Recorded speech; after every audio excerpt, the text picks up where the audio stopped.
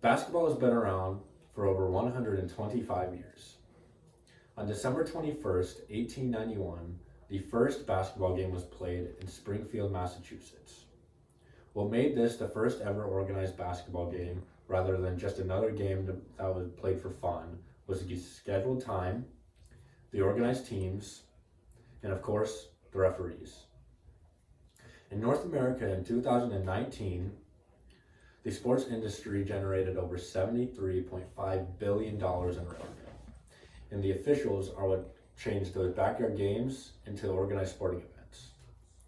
I've played basketball for my entire life, and I have refereed basketball for over 2 years now. From this experience, I've learned that there are three main aspects that make up a good official: confidence, good communication, and teamwork. In this speech, I will explain why those three main aspects are so essential. Confidence is the single most important characteristic that an official can have. Timid officials are very rarely successful in officiating. To be a good official, you need to study the ever-changing game, you need to stand tall, you need to blow your whistle loudly, and you need to speak clearly when speaking to the scorer's table. If officials are quiet, it destroys their credibility and it lowers the respect that the fans, players, and coaches have for them. Next, there is a thin line between confidence and arrogance. Experienced officials and young officials who are trying to fake confidence often come off as arrogant. No official knows every single thing about basketball, and there are no officials that never make a bad call. Having confidence means that you understand that for every play, there is a million different perspectives. You need to have the empathy to call what you see, but also understand someone else's argument. Next, referees need to be great communicators. Great communication greatly enhances the flow of the game. When referees can make a call and get the ball back in bounds quickly, it keeps the players in rhythm, it keeps the players focused, and it keeps the coaches from becoming restless.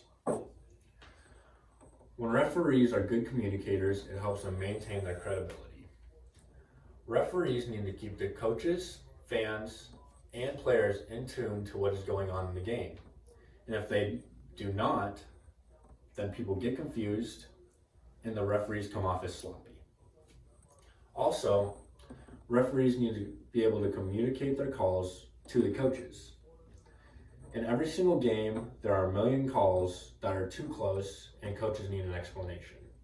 When referees are able to explain why they made the call they just made, it enhances their credibility, builds a relationship between the referees and the coaches, and allows the game to move better. Lastly, referees need to work together. Great officiating crews trust each other. No one official can see every single thing on the court at every single given time.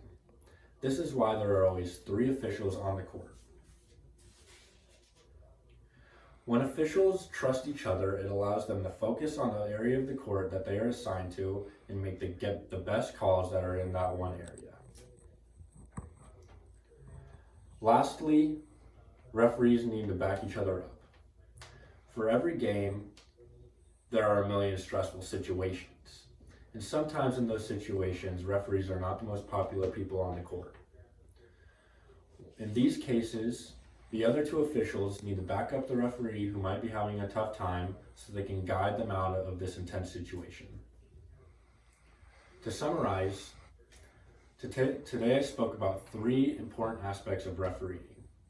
Referees need to have confidence, they need to be great communicators, and they need to have good teamwork. Next time you are watching a sporting event, just remember, the referees are doing a great job. They're trying their best, so cut them a little slack. Because they are the one thing that is separating a backyard game from becoming an organized sporting event. These are my cards, my note cards.